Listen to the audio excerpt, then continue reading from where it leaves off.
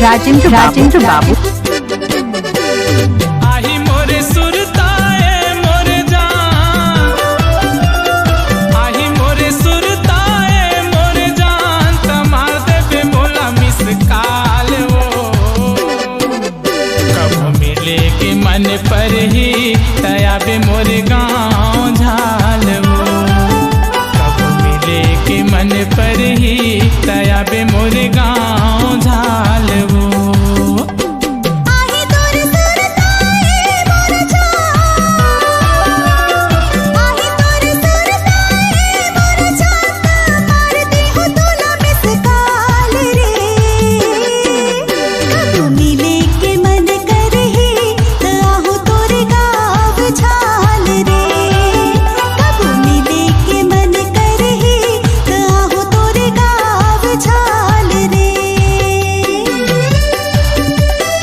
देखिए दुर्राटे काट रही हो ओम को, देखिए धर्राटे काट रही हो ओम को।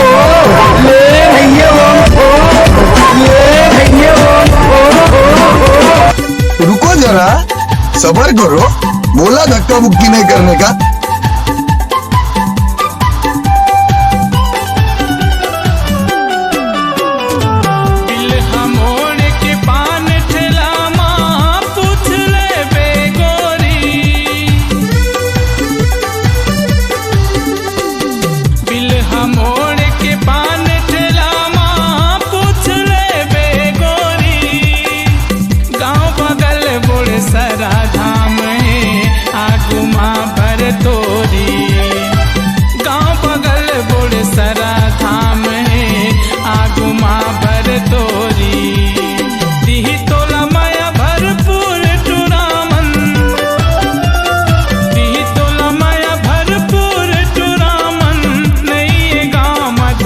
आराम से लेने का।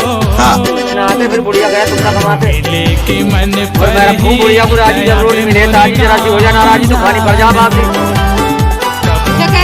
के मन पर ही एकदम सारे का सारे। देखिए धर्राए से काट रही है ओम को। ले भैया ओम को।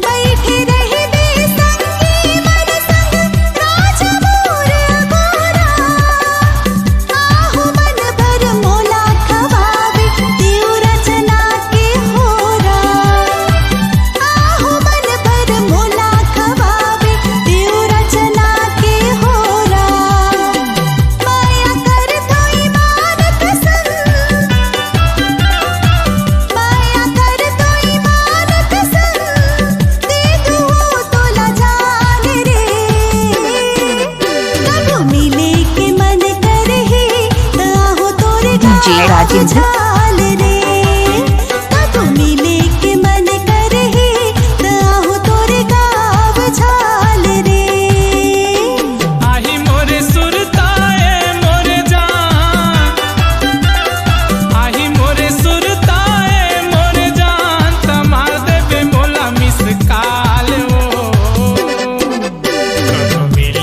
मन पर ही तयाबे मोरे गाँव झाल वो।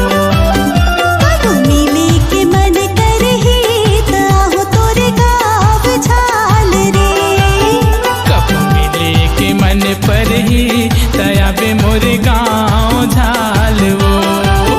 कब मिले के मन कर ही ताहू तोरे गाँव झाल रे। कब मिले के मन पर ही तयाबे मोरे गाँव झाल वो। छत्तीसगढ़ी लोकगीत में वीरेंद्र चतुर्वेदी का एक और नया धमाका, गीत ऐसा जिसे सुनकर आप कमर लगे गुनगुनाने, संगीत ऐसा जिसे सुनकर आप झूम जाएंगे, संगीत मजेदार, गीत शानदार और आवाज जोरदार के साथ Chhattisgarhi audio video album Virendra Chaturvedi की शानदार प्रस्तुति ए पानीपुरी। तो देखना और सुनना न भूलें। कार्यक्रम हेतु संपर्क करें मैं रवि पंडित, मोबाइल नंबर 8959262959, वीरेंद्र चतुर्वेदी 8463827952। आपकी आवाज ही आपकी पहचान है।